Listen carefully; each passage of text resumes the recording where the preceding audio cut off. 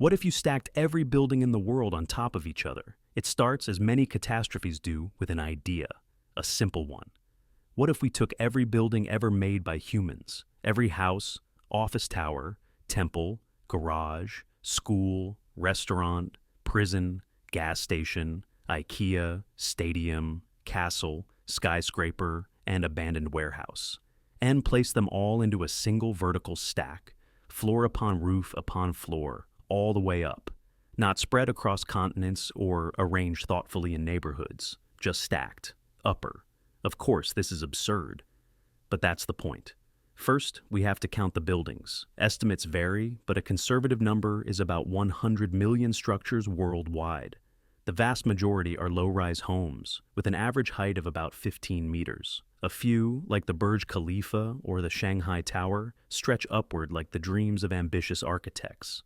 But in the grand average, most buildings are modest, 2 or 3 floors tall. Multiply that average by 100 million, and you get a height of roughly 1.5 billion meters, or 1.5 million kilometers. That's enough to reach the moon almost 4 times over. It's 6 times farther than the International Space Station. At that height, your penthouse isn't just above the clouds. It's above the atmosphere. It's in deep space, beyond the reach of Earth's magnetic field, bombarded by cosmic rays, floating in the silence where no city ordinances apply. Let's say we begin construction somewhere familiar, like downtown New York. We stack the first few thousand buildings without issue. Skyscrapers over brownstones, libraries over parking garages. Soon we reach clouds, and we keep going. After about 100 kilometers, we pierce the Kármán line and officially leave Earth's atmosphere.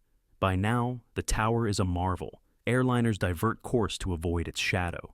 Meteorologists give it its own weather system. Tourists visit the base and complain about the lack of Wi-Fi. But as the stack grows taller, a new problem emerges. Weight. Buildings are heavy. Bricks, concrete, steel, glass. These materials were never meant to support millions of tons pressing down from above. The pressure on the bottommost building becomes so immense that it begins to deform, even liquefy. Concrete cracks like an eggshell under a boot. Steel columns buckle, twist, and crumple. You might think, well, just put the strongest building at the bottom. Good idea. Unfortunately, even the sturdiest human-made structure wasn't designed to hold up 1 billion metric tons. To resist the weight, we'd need materials we haven't invented yet. Super dense, super strong composites, maybe forged in space, or mined from neutron stars. But let's assume, somehow, we solved the strength problem.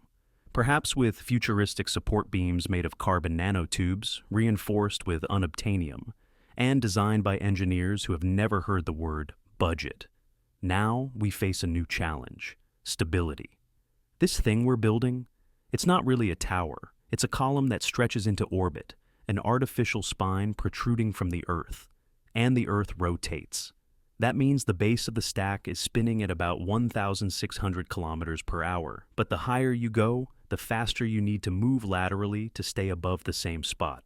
Past a certain altitude, about 36,000 kilometers, you reach geosynchronous orbit. Beyond that, the upper parts of your tower are no longer moving fast enough to stay in place. They begin to lean, then drift, then fall. So we reinforce it with guy wires the size of continents, anchored in the Himalayas and Andes. But wind is also a factor. At high altitudes, even the slightest push becomes a devastating force over such a long structure. The tower begins to sway like a fishing rod. A gust from a solar storm sets off an oscillation that travels down the stack, bending it into graceful, horrifying arcs. Buildings snap off the sides and tumble through the sky, re-entering the atmosphere like flaming comets. A 1970s post office lands in Kansas. A sushi restaurant from Tokyo burns up over Peru. And then there's temperature. As we rise through the atmosphere and into space, we encounter brutal extremes. Below, the air is warm, humid, chaotic. Above, it's nothing. Cold vacuum in the shade, blazing radiation in the sun. Materials expand and contract. Walls crack from the difference in temperature between floor and ceiling. Somewhere around the halfway mark, the plumbing stops working altogether. Not that it matters, there's no one left to flush a toilet. We could, in theory, build elevators, or maybe a high-speed rail running up the sides. But even the best systems humans have today couldn't carry people more than a few dozen kilometers vertically. To reach the top of the tower might take weeks of travel. The view, incredible. The experience, lonely, cold, dangerous. The first Instagram photo from orbit garners 1 billion likes. The second is taken just before the camera freezes. At 1.5 million kilometers, the top of the tower is beyond help. It's past the moon, it's too far for resupply missions, too isolated for maintenance, and worst of all, it starts to collapse under its own ambition. No building wants to be in space. Space doesn't care for your zoning plans. Gravity pulls unevenly across the structure. A solar flare nudges it. The whole tower begins to curve ever so slightly, just enough. A catastrophic wobble grows, accelerating as millions of buildings shift their weight. In a single day, the tower snaps. The lower half, compressed and twisted, falls downward, smashing into itself. A chain reaction of collapsing structures tumbles toward Earth. The upper half drifts silently into orbit, now a trail of glittering debris spiraling the planet like a second ring. What was once a global monument becomes an orbital junkyard.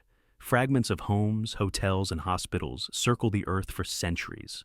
Somewhere in the wreckage is a perfectly preserved dentist's office from Ohio, a child's bedroom from Brazil, a cathedral from Spain. People look up and see their cities in the sky. But on the ground, nothing. We've used up every structure, no houses remain, no schools, no grocery stores. The human race stands under the shadow of its own ambition, homeless beneath a tower that reached too far. And yet, somewhere, someone starts drawing blueprints for a staircase.